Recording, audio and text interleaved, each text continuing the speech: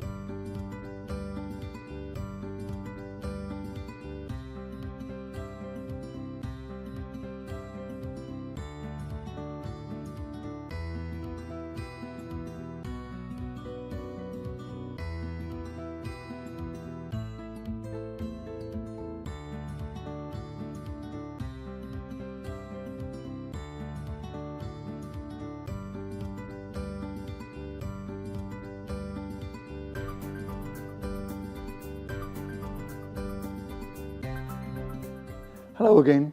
3 days later, we finished the process of freeze drying the book.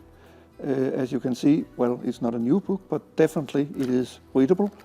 All pages are individual, and you can see that there is no water left inside. So it is another application for the freeze drying process. Maybe you also saw that we put in the tissue, which was actually totally wet, and it's now ready for use again. So, another way to use a freeze dryer for. Thank you very much.